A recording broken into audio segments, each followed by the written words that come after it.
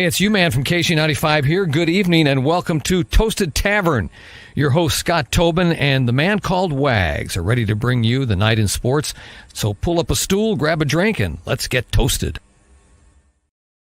Oh, that is a voice I have longed to hear. It's been a bit, but John Hewlett bringing us into tonight's edition of the Toasted Tavern. I am Wags, joined alongside by my buddy Scott Tobin as we get you set for everything going on tonight. A couple of late night starts for the Cardinals and the Blues, but both big time games. It's NHL playoff time. It's West Coast baseball against a very good team in the San Francisco Giants. Plenty of things going on here on this Friday. Oh yeah, a movie that came out today that it sounded like it's going to be pretty good. But before we get to all of that, I'm going to say hello to my buddy Scott. It's been a while. We missed each other at the Cardinals game on Sunday, and we've missed each other for the last couple of weeks, but things are starting to change, and I think we're going to see a little bit too much of each other here in the next couple of weeks.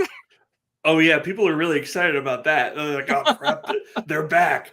Yeah, man, it's good to be back. We literally had to have a conversation about how to put headphones on when we started the show because we hadn't done it in so long. But, yeah, there's a lot to talk about, and, we need to talk sports because this weather is crazy, and we're going to go from 56 and rain today to 93 or something on Tuesday. So welcome to St. Louis and the end of spring, start of summer.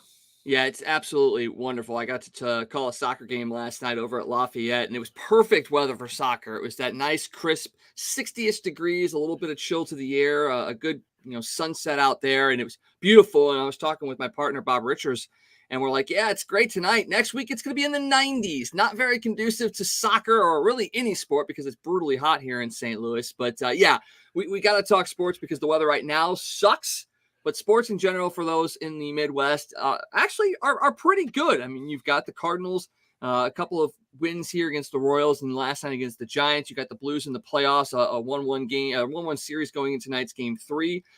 You look over at the Royals, yeah, maybe they haven't had the best of seasons to start things off, but they've got some electric talent. We got a chance to see Bobby Witt Jr. in a couple games, hit his first home run against Dakota Hudson, so they got that going on. You've got NBA playoffs going on. You got the Memphis Grizzlies.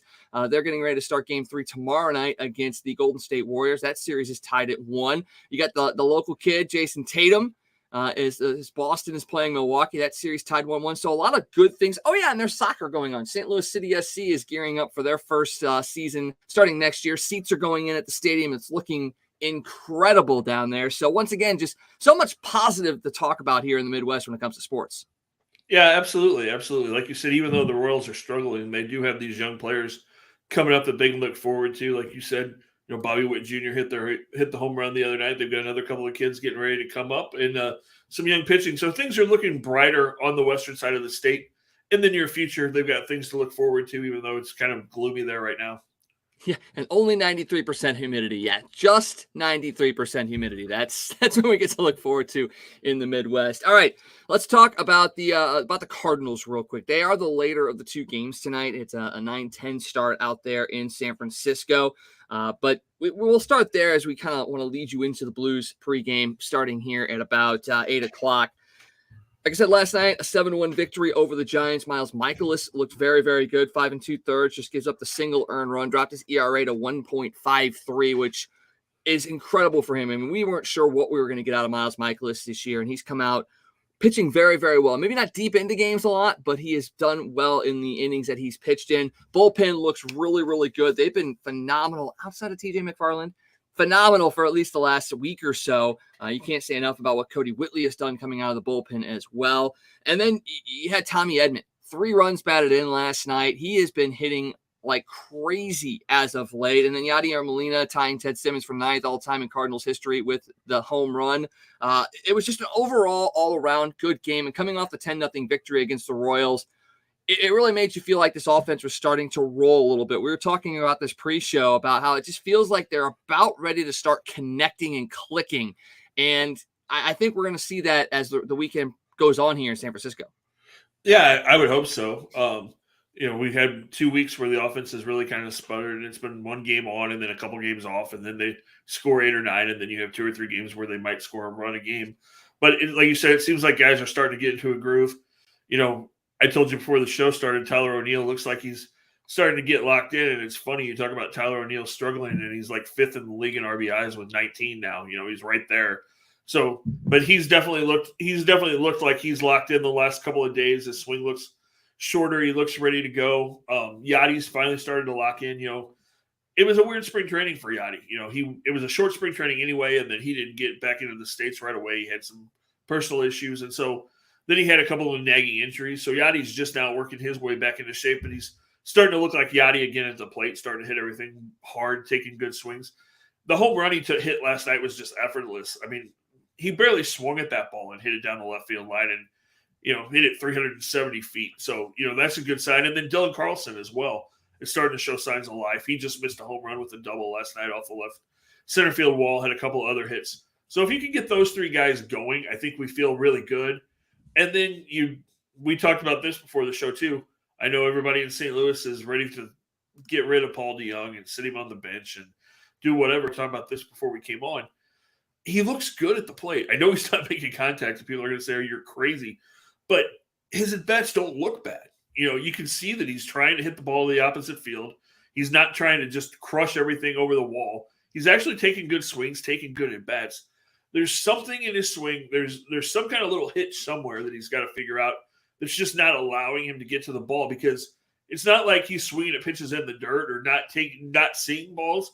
He's right there. He's just not getting to the ball. So there's some little mechanical flaw in his swing that's just not letting him get to the ball. And if he gets fixed, I think you're going to see the Paul DeJong that you had in spring training that everybody was excited about. So I'm not ready quite yet to just panic on the Paul DeJong thing. I know everybody wants Nolan Gorman up here. I'd love to see Nolan Gorman as well. I'm not going to lie to you. I'd love to see that. But I don't think it's going to happen for a couple more weeks at least. I think they're going to give Paulie a chance. And then there's the question, you and I were talking about this beforehand, how do you make that happen with Gorman? And I know a lot of people are like, oh, you put Tommy Edman at shortstop.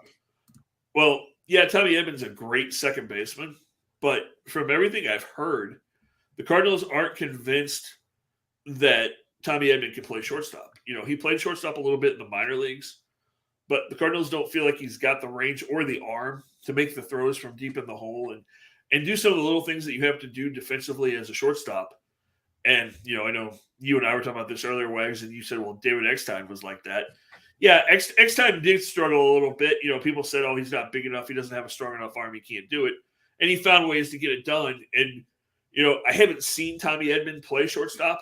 He did do it in the minor leagues for a while. The Cardinals got to look at him. And for whatever reason, there's something there that they don't believe that he can be a solid major league shortstop. If they did, we'd see it every once in a while. Even like last year, the year before when DeJong struggled, they never really put Edman at shortstop to try to fill that void. They brought up Sosa or they moved other guys around. Tommy was never the guy they put over there to try to fix that. So that kind of tells you right there that they don't have a whole lot of belief that that's the strongest position for Tommy Edman. So, that kind of that's a big question then is what do you do with Gorman? Because they don't really want him to just be a DH. They want him to play second base when he's up here. So, how do you make that work? Yeah, that's a great question. And to the point about Eckstein, I mean, Eckstein came up and he played shortstop throughout. He didn't get moved around. He stuck to the shortstop position, was able to work through his mechanics and succeed at that. Whereas Edman hasn't had that ability to stick at the shortstop position, find out, maybe what his throwing angle is or how to use his body to get the ball over there or what have you. So that makes more sense as to why a guy like Edman hasn't been shifted over there, because Eckstein essentially did it the entire time. So he found a way to make it work for him. So, Matt over on YouTube's like, I love Paulie D, but he also liked Aledmys Diaz too. And Diaz was a guy that was very flashy at the defensive position. He played a great shortstop. Paul DeJong has played a great shortstop this year, 2 errors so far this year, but he's looked really good in the field. And that's where I think the question lies a lot of times is, how much defense do you need to have in order to save yourself and give you the time to maybe find that swing again before a team moves on? Where, we looked at DeJong. You talked about he had struggles last year. Well, he had struggles in 2020 as well. There's never been outside of his, like the first half of his first year, where he's had a very consistent set of time at the plate. So I think this is where the frustration is building is, you've given him a ton of chances, and he has glimpses here and there, but the struggles far outweigh the longevity of his success. And yet we've seen this team essentially bail on other players that have had a short run of success, a lot of struggles, have played very good defense as well, and yet they move on from them very, very quickly. And I think that's where the disconnect is why has DeYoung been a guy that has had the leash lengthened a little bit, whereas others maybe did not have that? Well, you got to look at the fact, too, the way you talk about that. Aledmus Diaz did have that rookie year where he was really, really good, and he hit the 25 home runs, and he played really good shortstop. The next year, he struggled playing defense, and he wasn't hitting. We talk about Paulie's struggles, and you look at last year, and you say, oh, he hit 220. Even during doing all of that, he still had 90. You got to remember, he had a broken wrist at one point during the season last year. He still had 19 home runs and drove home 60, having a down year. 2019, he had 30 home runs and 70 RBIs. 20, he had a broken wrist. So he's had a broken wrist twice. He's gotten hit by pitches, had his wrist broken twice. And he had COVID in that time period. So it's not like there haven't been injuries and then COVID in there too that you have to look at. I'm not saying, Paul DeYoung's amazing. He's got to play every day. But I do think that he still can be that guy. And on this team, if you can figure out how to get Paul DeYoung going, if he hits 7th or 8th in this lineup and hits 240 and gives you 20 or 25 home runs and can give you 70 RBIs, that's in place the shortstop that he's played this year, that's perfectly fine. I know everybody wants, I know he's only hitting 120 right now, but, you don't have a whole lot of solutions. Edmundo Sosa has looked awful at the plate this year. His strikeout rate's almost 60%. Hasn't driven home a run, and he's made a couple of errors at shortstop, hasn't looked real good defensively. And so if you're not willing, if you don't have Sosa to fall back on and you're not willing to move Edman, then you're kind of stuck with DeYoung. And I'm just going to throw this out there because I know everybody was so upset that they didn't get Trevor Story. Trevor Story is being booed out of Boston right now. Red Sox fans are wanting him traded already. And Trevor Story is hitting, last time I looked, he was hitting 205. He hasn't hit a home run yet, and he's only got 7 RBIs. So we're talking no home runs and 3 RBIs more than DeYoung. And he's making, $25 million more than Paulie is? Something like that. So, things could be worse. They very well could be. And then really just one last, point on Gorman and DeYoung, essentially. Does Gorman deserve it? And I think that's another piece that you have to look at as well. Does he deserve to get the call up and have an opportunity to showcase what he's doing up here? Obviously, Juan Yepes has gotten his chance. That's been a little bit different because I believe he was already on the 40-man roster. So you have to move Gorman to the 40-man roster in order to bring him up as well. So, but we're seeing that he's doing it. Right now he's hitting 302, 11 home runs, 17 RBIs. He does have 34 strikeouts, which I think that's what we knew we were going to get out of a guy like Gorman. He was going to be a boom or bust, but he seems to be booming a lot this year. He did that last year as well. So that's that run of success. Does he deserve that chance to come up here? And if he does, how and or why are the Cardinals, or how did the Cardinals bring him up, and why are they not bringing him up right now? I think he deserves it. He just got named the Atlantic League Player of the Month for April. He proved that he could hit in AA and AAA a little bit last year. He's proven it again this year. He's still really young. We got to remember that Nolan Gorman just turned 21. So it's not like he's a seasoned kid out there. So you don't want to rush him. Like you said, 34 strikeouts already. Those strikeouts are going to jump when he comes up here. And the home runs are not going to come immediately. He's not going to come up to the major leagues and hit 11 home runs right off the bat. He's probably going to come up here and struggle. Remember what Dylan Carlson looked like in that first month when he got up here. And, we've seen Dylan struggle and have times where he's really good and times where he's not, and we forget that Dylan's only 22, turning 23. So these are young kids. Nolan definitely deserves the shot. And I think he's going to get up here at some point. But I think the Cardinals, like we've talked about, they don't really have a clear path to bring him up here right now because of the fact that you don't know what you want to do with Edman. You got to figure that situation out. So I think they kind of want to slow play this a little bit, see if he can cut down his strikeouts a little bit, keep hitting home runs, keep hitting for power. And I think if he does that, and if, as much as they don't want to move Tommy Edman, I think if in the next 2 or 3 weeks, Paulie DeYoung doesn't start doing something, they're going to be forced to make a move. And so that's going to be, I think that's going to be Nolan's time frame is probably more towards the end of May. You get closer to Memorial Day, first part of June. If he's still crushing in AAA and Paulie's struggling, then I think it's really going to kind of force the Cardinals to make a move down there. I think you're right.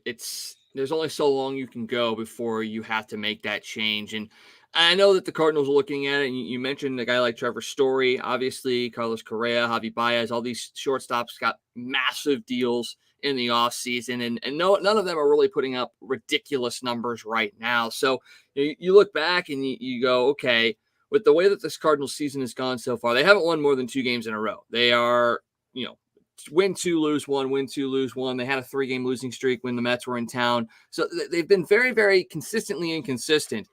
But with where they're sitting at right now, and yes, the struggles of Paul DeJong are there, but the other guys, including Arenado and Edman, are hitting right now. Are the Cardinals sitting back and going, okay, you know what? We decided consciously not to chase a big number and a star name. We're near the top of our division right now. They're battling the Brewers, which I think everybody expected that to be the case. Yeah, your shortstop is struggling, but we're seeing the production down at the minor league level with guys like a Gorman and then Yepez as well. So are they okay and going, yeah, we made the right decision with what we're doing?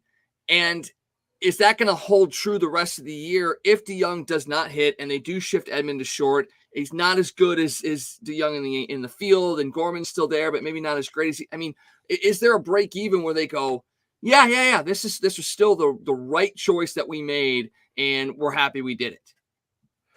Yeah, I think so, because again, like you said, none of those other guys, none of those big free agent shortstops have really shown that they're able to do anything to this point. They're all kind of struggled.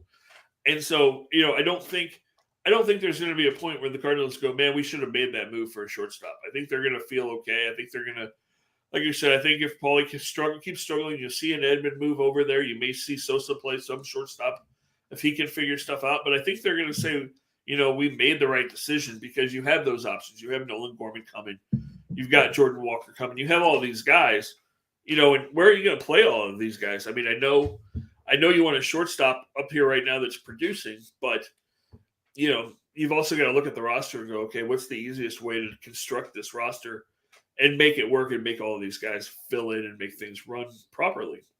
Yeah, you really do. And thankfully the Cardinals have seen success at the minor league level, really at all 3 levels right now. You've got Gorman, you've got Jordan Walker, Mason Wynn has been producing as well. So you're seeing success at the lower levels, which gives you hope that, if the guys at the major league level do struggle and these guys continue to move up the ranks and produce as well as they are right now, that you will have some stopgap measures here in the next, couple months, if need be. Also trade pieces as well. I mean, that's the other part. You talk about guys being blocked and all of that. Some of these guys may be playing their way onto another team, and that may be a way to help the Cardinals as well. If you're not confident in Tommy Edman playing at shortstop, maybe it's using a guy that's producing in the minors to go out and get a shortstop. Maybe that involves Tommy Edman in a trade as well, which I don't think that's the case. I really don't think they're going to move on from Tommy Edman. But if you're not going to play him at shortstop and you have to find a way to get Gorman up here, that might be a case that they had to think about as well. But that's what you're looking at is, it's not just about how you're helping the team on the field. It's going to be about how you're going to help this team on the field later in the season with a guy that could potentially be traded here as well. So that's another piece that you have to look at as well.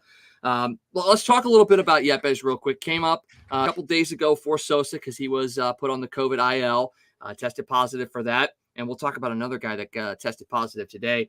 But he came up with a bang. I mean, 2 doubles in his first 2 at-bats in the exact same spot. But here's the key, against 2 different-handed pitchers. One was against the lefty, one was against the righty. So that's a big piece as well. But 2 doubles to lead things off. He got his first RBI last night against the Giants. He's hitting .571 already. It's 2 games. Come on, don't beat me up for that one. But what have you seen out of Yepez so far that has excited you and made you go, okay, yeah, this is the guy we expected in spring training who didn't grab the situation he needed to, but could do it now? He doesn't look overwhelmed. He looks totally ready and prepared for this situation this time. He's definitely been right on the ball. He's taking really good swings. He looks prepared. He looks like he's got a plan up there, and he doesn't look overmatched. So I'm excited to see what he does. We talked about this before the show too. I think he needs to be your DH right now against righties. Unless Albert's out there against the lefty, I think Yepez has to be your guy pretty much, because Corey Dickerson hasn't done a whole lot to really solidify that spot. So I think Yepez is kind of going to be that right-handed bat against righties anyway, and then Albert takes the lefties. But, the kid, everything we've heard about the kid from everybody that's watched him in the minor leagues, is a professional hitter. He had 11 home runs already in the minors this year. He hit 27 home runs last year. He's a big kid. He's not a little tiny guy. He's a big kid. And so, I think he could really help this lineup right now. They need a little spark, and he seemed to provide that.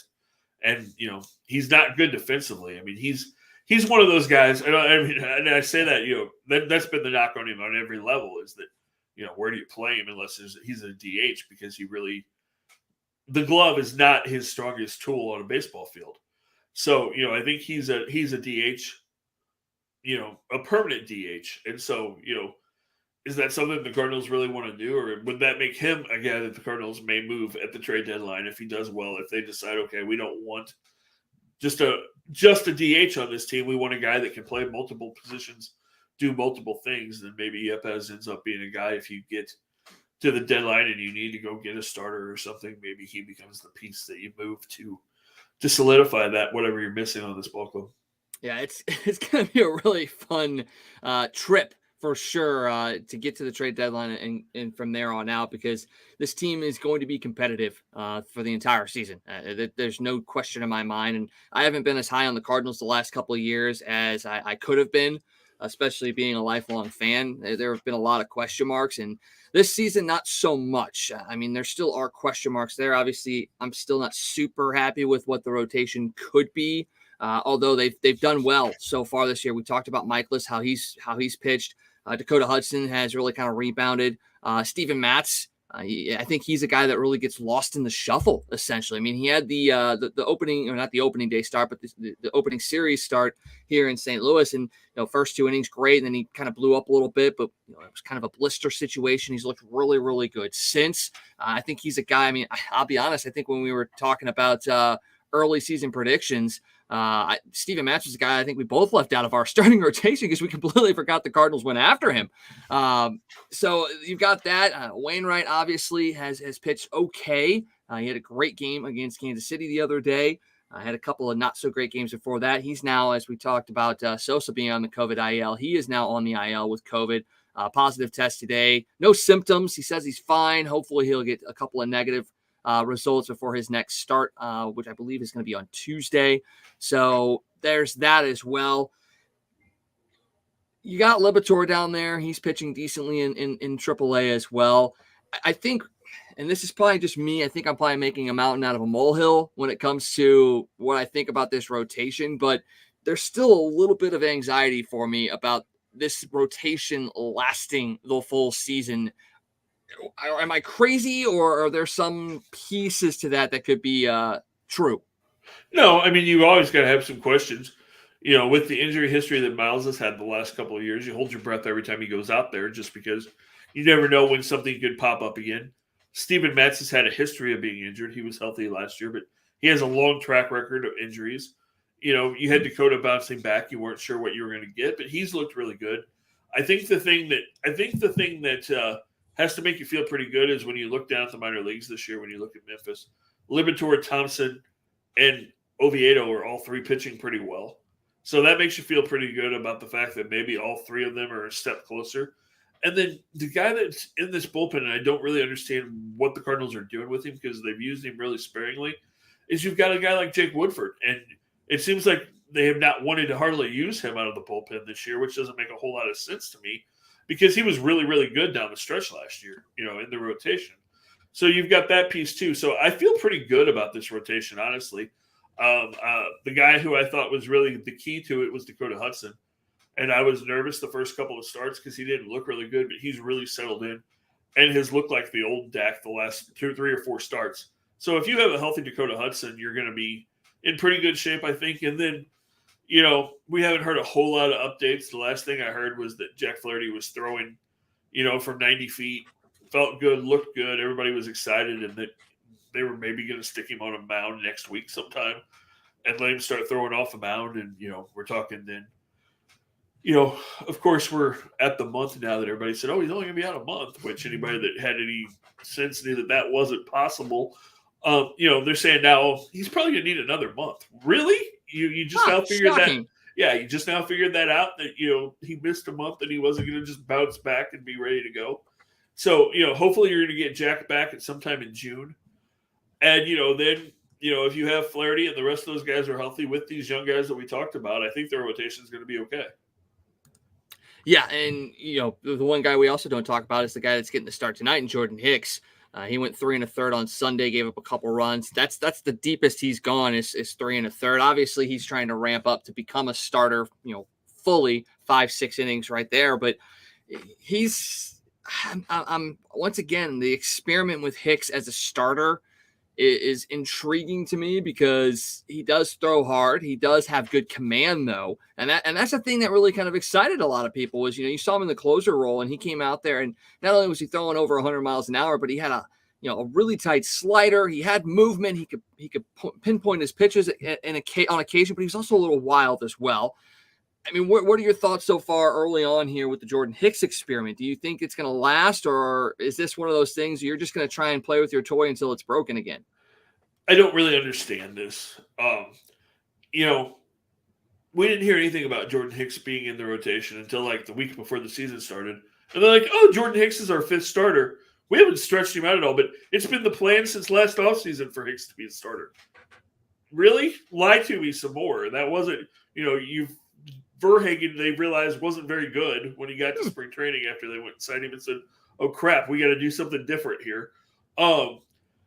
If Hicks was linked out and he could give you 5 or 6 innings, definitely it's interesting because, he's a guy who could give you 5 or 6 innings and strike out 10 or 11 guys every time he goes out there.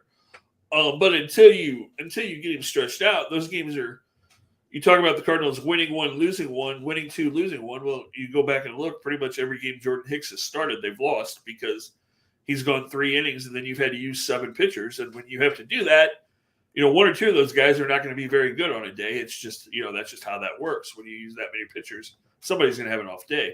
So those games scare me every time he starts because it's like, okay, you can't feel comfortable about it because you just don't know, what that bullpen is going to look like when you're having to run through 5-6 pitchers in a game. So in the long play, Jordan Hicks as a starter, could that be intriguing? Could he be a dominant pitcher in this rotation next year? Yeah, maybe. Is he going to get there this year? I doubt it. I don't think you're going to get him. He's probably going to be a 5 or maybe 6 inning pitcher at the most by the end of the season this year, if he's even still in the rotation. Because if Jack Flaherty comes back, then what do you do? So, it's going to be really interesting to see how that plays out as well. Well, and you're going to need your offense to produce as well. And thankfully on Sunday, they were able to do that multiple times. It was a late inning comeback.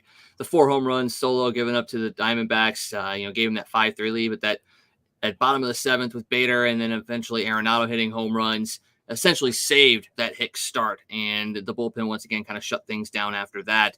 It's going to be very interesting to see how that plays out going forward. A big start for him tonight against Alex Cobb and the Giants. One final thing from the Cardinals before we move over onto the Blues real quick. We're 26, 27 games into the season so far.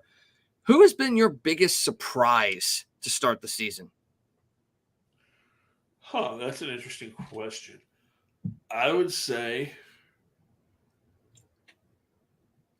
you know what? I'm going to go with Ryan Helsley, honestly, because Ryan Helsley's looked like the guy that everybody talked about a couple of years ago. He was the guy the year that Jordan Hicks made this team. What was that, 2018 now? Helsley was the guy that everybody talked about that was going to could throw 100 miles an hour and could eventually be your closer. And then Hicks kind of surpassed him, and Helsley's been kind of up and down and not been real consistent. Well, Ryan Helsley looks like a major league closer right now. He hit 103 the other day. He's got control of all of his pitches. He's been absolutely dominant and almost unhittable. So I would put Ryan Helsley as probably my biggest surprise to this point. See, for me, it's Tommy Edman. I think we talked last year about, is he a guy that can lead off? Is he a guy that can be productive consistently? What are you going to get out of him this year? I mean, there were a lot of questions surrounding him. And yes, he won the Gold Glove last year and beat out Colton Wong, who was a perennial Gold Glove candidate here in St. Louis. So the defense we saw was there, but he's hitting .325 this year. He's got 3 home runs. He has 14 RBIs and 6 stolen bases. So he's kind of done everything for you this year. He's gotten on base. He's stolen bases, made, run havoc on the base paths. He's driven in runs. I mean, he's doing a lot of things right now. And once again, still early in the season. Don't get me wrong. Things can change. But I think the mindset on Tommy Edman is starting to change a little bit about this guy could actually be a good force in this lineup and a table setter, essentially. And it helps when you're hitting in front of, Arenado, Goldschmidt, Albert Pujols in some cases, Tyler O'Neill when he gets hit hot, Dylan Carl. I mean, the guys behind him are definitely protecting him a little bit. But you also have protection on the flip side of it as well, especially with the DH there. I mean, when you have Harrison Bader hitting 8-9 in that area sometimes, you're going to see pitches to hit as far as Tommy Edman is concerned as well. So he's been doing everything that he needs to do this year to be a productive Major League Baseball player. And you just kind of hope that it continues because he's a very versatile player. And we had the questions about him when he went into the outfield, and we're like, does this really? He's answered the questions right now. And I think if the Cardinals are going to be successful this year, he has to continue to answer those questions. Can I throw a little wrench into your thought there? You're going to look at me weird when I say this. At the trade deadline, if the Cardinals trade somebody, I think it might be Tommy Edman. Because like you talked about a while ago, if they don't believe that he can play shortstop and Nolan Gorman's your second baseman in the future, what do you do with Tommy Edman? Because you've got 3 outfielders. You've got an infield that's already set with Goldie and Arenado, and then you've got Jordan Walker coming, who's going to play first base more than likely when Goldie becomes the DH at some point. You've got Yepes. If Edman isn't your shortstop, can't play shortstop, can't make that transition, I'm not sure that Tommy Edman has a future on this ball club, honestly. And that will upset a lot of people. But if Nolan Gorman is the guy, then I don't know that there's room for both of them on this team if Edman can't transition to shortstop. Yeah, I mean, I think you're 100% right. And that goes back to our conversation about a shortstop, who's going to be the guy that, will be a centerpiece for a deal. And it might be a guy like Tommy Edman. And I think that really comes down to how the Cardinals view Gorman. I mean, it really does. And I think they're happy with him, but are they happy enough with him to put him at second base and, trade a defensive stalwart such as Tommy Edman? I mean, if it came in your mind, let's say everything is status quo. Everybody that is supposed to be hitting is hitting. Paul DeYoung's still struggling. They're in the market for a shortstop. And it comes down to a team says, okay, there's 2 trade offers on the table. One has got Tommy Edman in it, and you keep him at second base, Gold Glove caliber offense. He's hitting, right around 300, doing what he's doing. Or you've got Nolan Gorman, who has struggled a bit at second base in AAA, has hit 30-something home runs, but he's struck out 90 times. Just kind of basic numbers that we think of. Which one do you move? Do you move Tommy Edman or do you move the upside in Gorman? Knowing the Cardinals, they're going to move Edman because what's the one thing the Cardinals have talked about for the last 3 or 4 years that they hadn't developed that they don't have in their system? It's a young left-handed power hitter that can drive home runs and can be in the middle of that lineup to break up the righties. I know Edman's a switch hitter, but he's not got power. Gorman's that bat that they've been wanting for the last 3 or 4 years that they haven't been able to get, that left-handed power bat, which from everything we heard, he's doing a pretty good job at second base. He's really not struggling too much. He's still learning the position, but he's really adjusted well. And he can run. He can steal bases. He's not, normal. I don't know how many people have actually seen Nolan Gorman. I mean, I know everybody hears him, and I don't know how many people have actually watched him. He's not really a big guy. No. He's a slender guy. He can run. He's athletic. So I can see Gorman being that guy. Plus, he's younger. You're going to have more years of control. Whereas Edman, you're going to have to start paying him some money. So I can see the Cardinals making that move and betting on the upside and the power potential that Nolan Gorman has. Gorman's a top, 15 prospect in all of baseball. Tommy Edman's never been that. Tommy Edman was just a guy who has proven people wrong. So I think in that case, I think the Cardinals go with Gorman and the potential that he has. I think you're probably right on the nose on that one. All right, that game coming up at about 9:10 tonight, Hicks versus Cobb. Cardinals looking to win the second game of their series with the Giants. It's a 4-game set out in San Francisco. Another team that's looking to win a game, and this one's at home, is the St. Louis Blues. They are playing the Minnesota Wild in the first round of the Western Conference playoffs. They were able to take game 1 4-0 and essentially steal home ice advantage away from the Wild. Although the Wild did have a big 6-2 victory in game 2, bouncing back from that shutout. It's just going to be a tough one for the Blues, though. They are dealing with a lot of defensive injuries. Obviously, Nick Leddy exited after game 1, didn't play in game 2. Marco Scandella's been out the last 6. And then Robert Bortuzzo took a puck to the head in game 2, and he will be out tonight as well. So Bortuzzo, Leddy both ruled out. Scandella, a game-time decision tonight. And this back end, this core of D has just taken a lot of the brunt of things right now. And it kind of shone through in game 2 against the Wild when Kaprizov and Eriksson Ek kind of ran wild in that game. A couple power play goals after failing to score on 6 power plays in game 1. I look at it as this: the Blues have to get one of these defensemen back in order for them to win the series. And maybe it starts tonight with Marco Scandella getting into the lineup and really settling things down, because if you don't have that, then you're going to have a Calle Rosen and a Steve Santini third defensive pairing, and that doesn't scare anybody. And with a team like the Wild, with the talent offensively that they have on their top 2 lines, very scary. The one positive, though, is the Blues do have the last change being at home, so they're not going to necessarily throw that defensive pairing out there in that matchup. But sometimes things happen, and you got to be very, very careful. And before you know it, you know, a Kaprizov is going up against that third pairing. It can be very, very dangerous. But a very big, big game for the Blues tonight, coming up here in about an hour here at Enterprise Center. I'm still not sure what to make of this series right now. I think we all thought it was going to go 6 or 7 for sure, but there are pieces that make me think the Blues can end this quick, and there's also pieces that make me think the Wild could end this quick. I don't know what you've seen in the first 2 games, though. Yeah, I mean, they've been pretty even. When you break down the numbers, I mean, their shots on goal, their goals, pretty much, I mean, they're pretty much even up and down the board in all the key statistics. I mean, like you brought up, it worries me about the defense. Like you said, if they don't get at least one of those guys back, I think they're going to have a hard time winning this series. Yeah, I'm nervous. You know, I picked them to win. I thought the Blues would win in 7. I thought it would go 7 games. I think I picked every series to go 7-19 when they won the Cup too. So almost did. Yeah, pretty much. So I think that's where I'm going with this. But I am nervous. I think they need to win tonight. I think you need to come out first game at home in the playoffs. You need to set the tone early. They need to score early, and then, you know, let the crowd kind of carry them through this one. At least get this first game at home, and then and then take your chances on Sunday, because you definitely don't want to go into that Sunday game down 2-1, and, you know, be kind of feeling bad about yourselves after that first game of the series when you were really feeling good and things looked great. So I think you got to come out, jump on them early, get the lead, win tonight.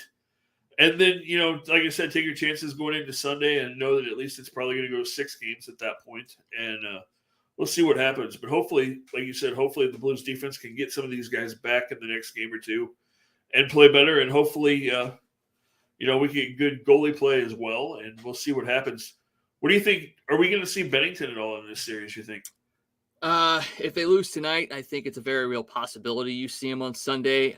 I mean, Husso was phenomenal in game 1. He was making saves he had no business making. He had, basically shades of Bennington from 2019, just doing what he was doing. Game 2, I think a couple of those goals, he kind of left out to dry, and really he couldn't do anything about them. I don't think he played poorly in game 2, but when you give up, 4 goals on 9 shots, that was the Ville Husso of last year at the beginning of the season, where he would give up a goal on the first shot of almost every game. And I think he gave up a goal on the first 2 shots of that game in game 2. So to have that kind of Husso pop back up is a little scary. But he has shown a propensity, just like Bennington did in 2019, to bounce back from a loss and play well the next game. So I'm definitely willing to give him an opportunity. And people forget, and I've said this a lot this year, that you gotta remember, and goaltending is very tricky, and it fluctuates year to year. It's very, very fluid. But in 2019, Ville Husso was ahead of Bennington on the depth chart. He was the next guy up after Allen and after Hutchinson at that point. But he dealt with some injuries that year, and it eventually fell to Jordan Bennington to come up and be the guy. So Husso has always been viewed as a guy that has the talent, has the goods, has the ability to play up here. And yes, a lot of people were questioning him last year, like, is he really the guy? But I think this year he has shown that he can handle things when he needs to. Do I think he's a 1A goalie? No, I don't think he is a 1A goalie, but I think he definitely plays well in a tandem. And I think what we've seen with the Blues over the last 8, 9, 10 years is they are much better when they have two goalies just going after each other versus having one guy that's taking things over. And I think with Binnington and Husso, I think you can get to that point. I don't think it's been as prevalent as it was with Jake Allen when it was him and Carter Hutton or him and Brian Elliott, or even before that, Elliott and Halak. I think all those pairings, they really played off of each other very, very well as far as the competition level. And I don't think that's not the case with Binnington and Husso. I just don't feel like they've had that ability to explore that competition just yet. And I think that's partially because of the environment we're living in with the COVID things and all that kind of stuff. It's just been a different environment. But I think going into next year, it could be that play where they have a really good competition and play off of each other. But at this point right now, it's Husso's Nets. If they come out and lose today in spectacular fashion, which we've seen that happen in a big first game of the playoffs, especially, back in 2019, that first Stanley Cup game against Boston here in St. Louis was bad. And the opportunity to clinch it at home was bad.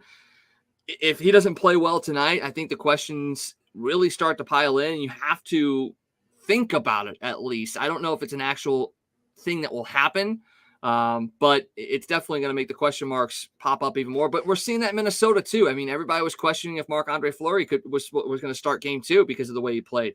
Blues had success against Cam Talbot as well. So it's not like they're unsuccessful. And I told this to my boss the other day. I go, look, if they get this defenseman back tonight, if Scandella does come back tonight, I would not be shocked if the Blues win out in this series. I think Minnesota threw their haymaker in game 2. I think they were embarrassed on home ice in game 1. I think they were pissed off that they didn't score a power play goal in 6 opportunities. And I think they threw everything they had in that game 2 win. And even though it was 6-2, I don't know if the score indicated how close that game was. And because of that, the Blues get the Scandella back tonight and they win. I think it might break the spirit of the Minnesota Wild tonight, and that could be it. Yeah, that'll be interesting to see. If they could come out and play that game, really kind of blow them out like they did in game 1. You're right. It could really change the course of how the rest of the series plays out. I know we're talking playoffs and stuff, but you said something a minute ago that I want to jump back to. You talked about Binnington and Husso and them having that cohesiveness, playing together, sharing time and goal. And you said maybe next year they'll have that. Are they going to be together next year? Are the Blues going to be able to spend the money to bring Ville Husso back? Obviously there are going to be some money on, coming off the books next year, and it's a very, very high potential. Realistically, I don't think it's going to happen. I think you are going to have a team that's just going to absolutely throw a ton of money at a guy like Husso after the season he's had this year. But once again, this was the first season that he really kind of took hold of a number 1 spot. So there's going to be a team that's going to take a chance. I mean, obviously you see Toronto always is searching for a goaltender, but there are other teams that will do that. And speaking of Toronto, they're up 2-0 against the Lightning tonight. So if Toronto wins this series, I think it solidifies that Jack Campbell is their guy going forward. But there will be a team that throws a lot of money his way. But it's very possible that he sits there and goes, hey, look, I like what I got here. Maybe I take a little less to stick around here and play with Binnington. I know I'm going to get some playing time. Maybe they play off of each other really well. They like the grouping, and they know what they can do here in St. Louis. It's possible. I'd say it's probably 30-70 that he sticks around. I think it's 30-70 that he's here next year. Obviously, you can't pay $9-10 million for 2 goaltenders and let things kind of start slipping through the cracks. They do have a lot of money tied up in a couple of different spots, but it's not out of the realm of possibility that he's here with us next year. You look at who's down there in the minors. Obviously, you got a guy like Joel Hofer down there. You've got a guy like Colton Ellis down there, guys that are eventually going to get up here. Obviously, Hofer had a cup of coffee up here as well. So they have guys that'll come up and fill that void. So I don't think it's a do or die situation to bring back a guy like Ville Husso. But I also think maybe they sit there and they explore a potential Jordan Binnington deal, although he does have the no trade clause. So he can veto a deal if he really feels like he needs to. But maybe he does sit there and go, look, I got outplayed by Husso this year, if an opportunity comes along for me to be a starter somewhere, maybe I will waive it. And that might be the case where Ville Husso comes back as well. So very fluid situation. And I really think it comes down to how this series plays out. If the Blues don't advance out of the first round, I think you really sit back and look and go, man, what do we do when it comes to the goaltending situation? But if they move on and progress, it kind of blows the door wide open as to how they play things going forward. Yeah, I can see that. Yeah, that would be if Husso would struggle the rest of this series and they would get knocked out in the first series, like you said, then they really do have a dilemma on their hands, because then they go, okay, or either one of these guys really that 1A type goalie, So yeah, it's going to be really interesting to see how that plays out, along with so many other things as we go through this series. And we've talked Cardinals and we've talked hockey. We haven't had a chance to talk football recently, man. I want to jump into, as we're moving close to the end of the show, we haven't had a chance to discuss the draft or any of the moves that have happened in the NFL in the last couple of weeks. So I just want to jump into that and get some of your thoughts on some of the craziness that has happened in the NFL in the offseason since the last time we talked. Yeah, it's been absolutely crazy. I mean, the draft was very defensively heavy, which, I mean, I don't even recall the last time that it was so heavily defensive oriented. I cannot remember. I mean, do you know the last time that defense really dominated an NFL draft?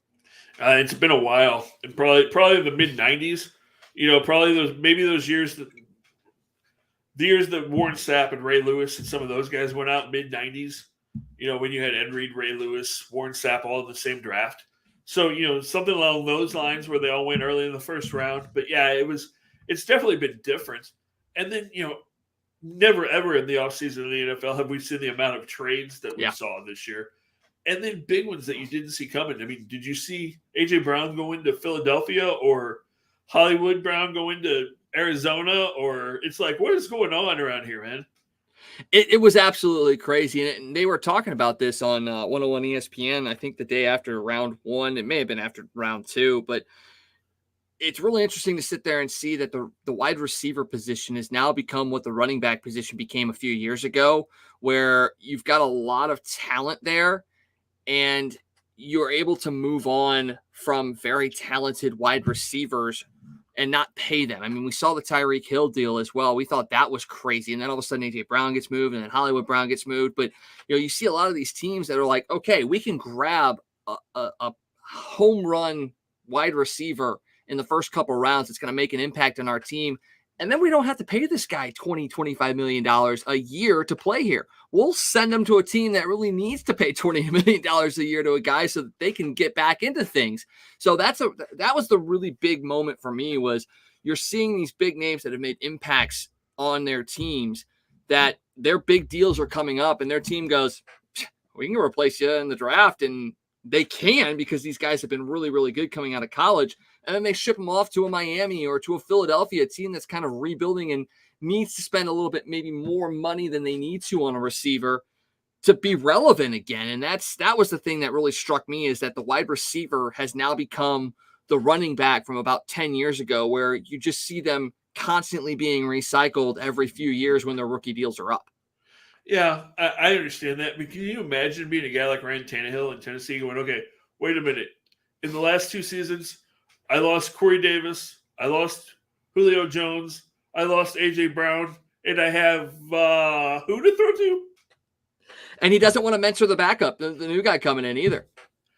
Hey, if the guy learns from him, he learns from him. It's fine. It's not his job to mentor.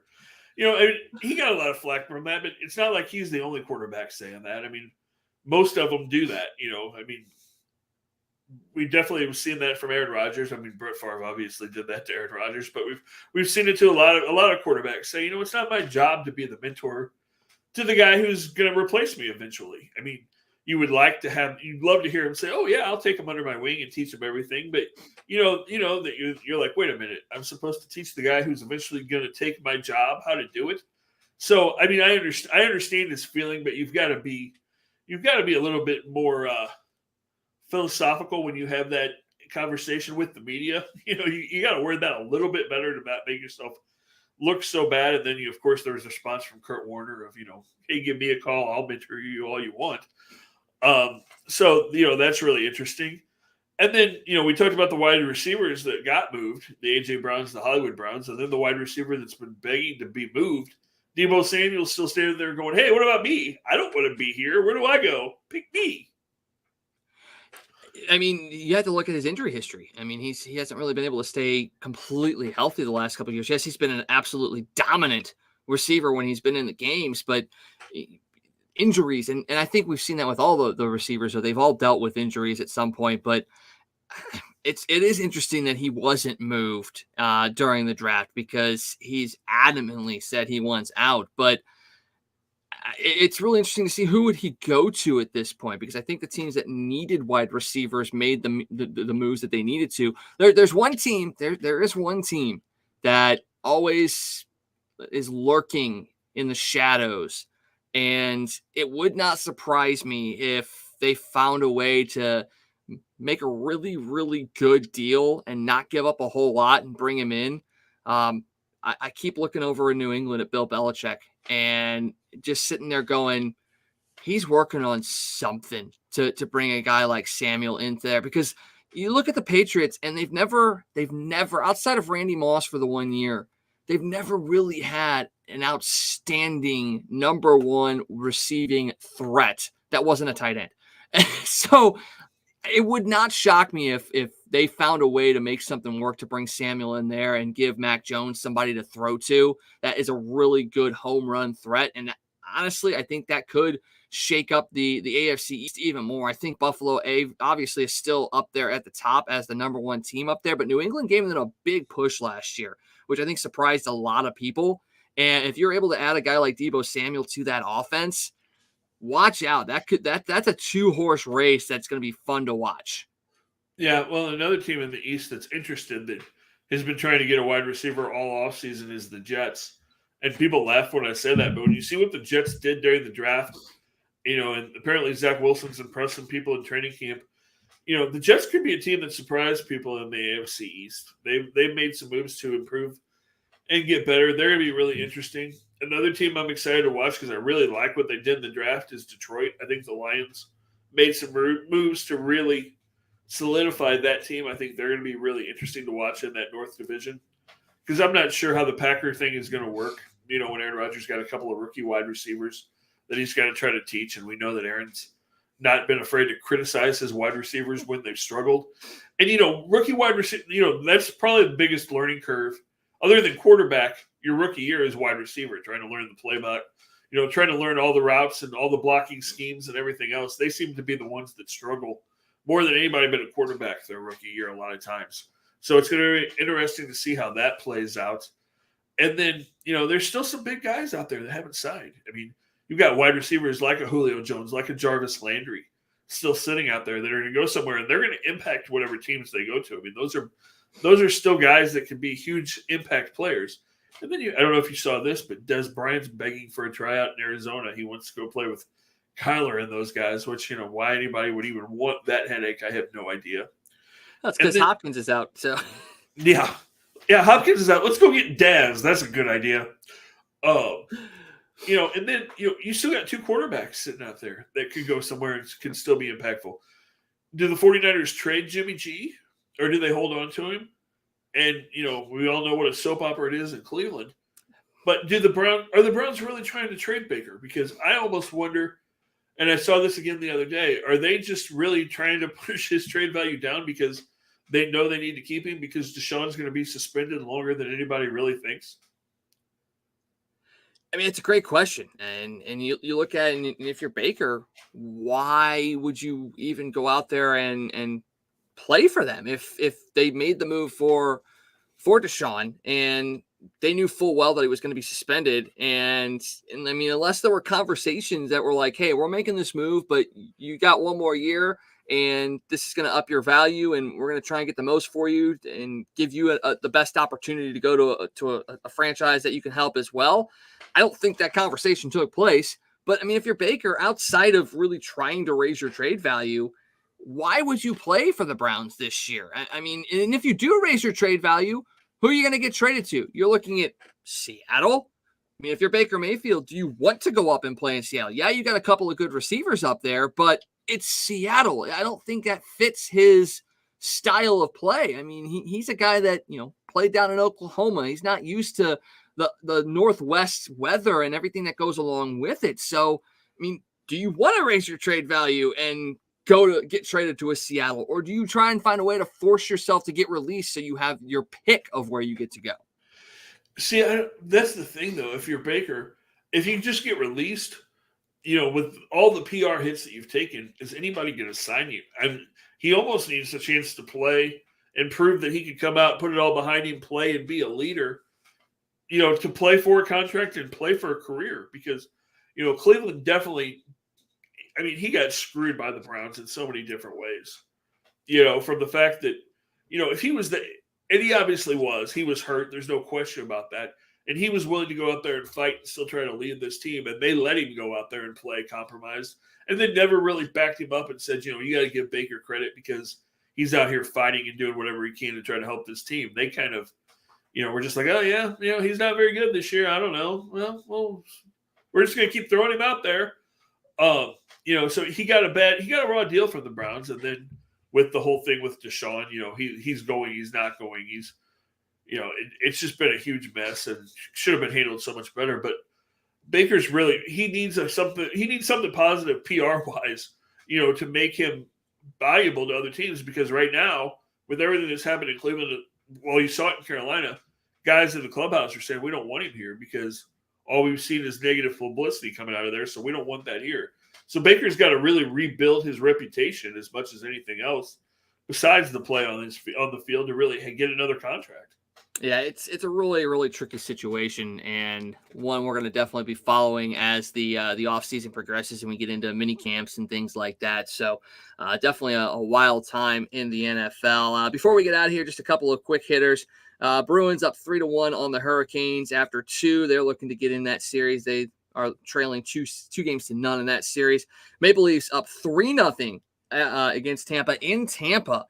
This is a very, very tight series. One, if you're wanting offense, definitely watch that one. You got the Oilers and Kings coming up a little bit later tonight as well. Over in the NBA, Sixers are up by 2 on the Heat as they try to get back into that series. The Heat lead 2-0. Joel Embiid back tonight. He was cleared. Went through protocols and cleared. He had a facial fracture, concussion in Game 6 against the Raptors, so he is back tonight. Kyle Lowry also returned for the Heat in that game. Later tonight, you got Phoenix and Dallas.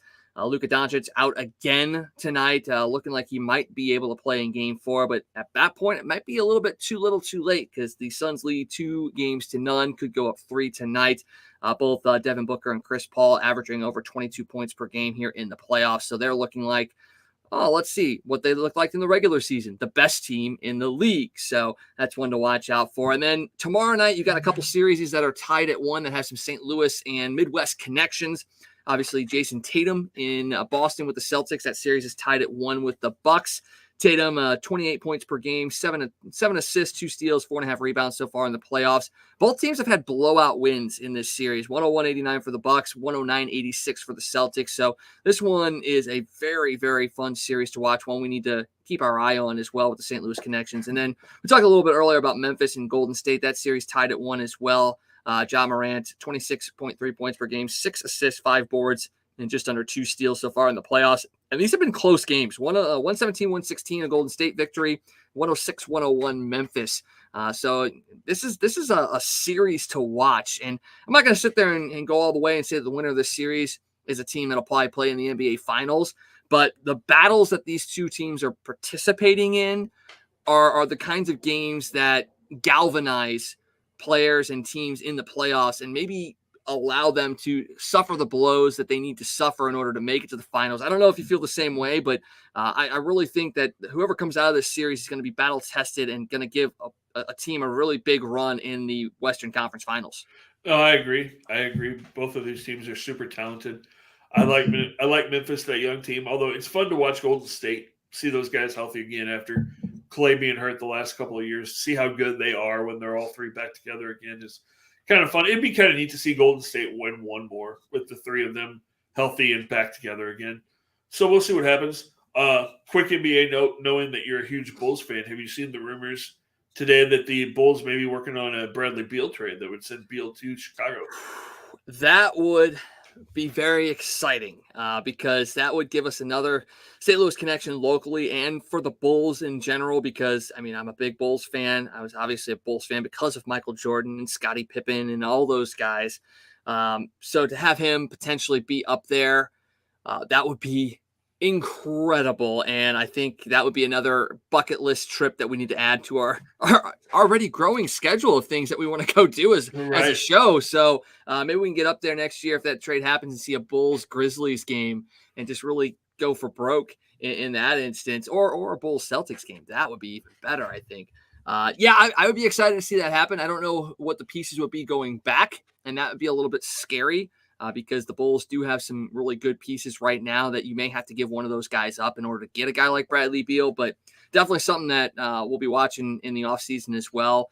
Obviously, the Bulls didn't make it past the first round, but they got back into the playoffs, so that's a step in the right direction for them, and they're another one of those teams that's on the rise in the NBA, and especially in the Eastern Conference. And once again, it just goes back to the theme of how we started the show. You know, Midwest sports is really just starting to continue to rise up a little bit more. I mean, we didn't talk about the Brewers. They're in first place in the Central.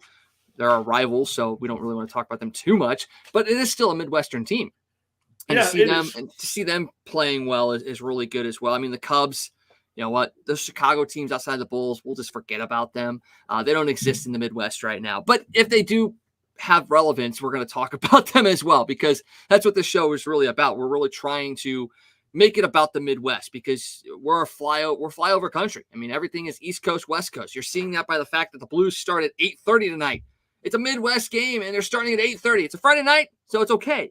But the Monday, Wednesday thing at 8:30 between Minnesota and St. Louis, come on.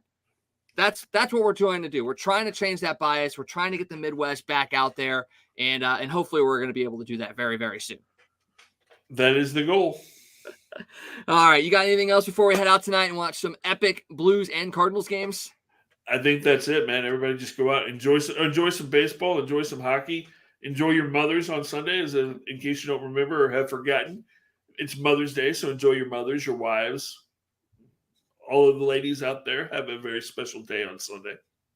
Yes, most definitely. I mean, we wouldn't be here without our mothers, and they've done I think a pretty good job raising both of us.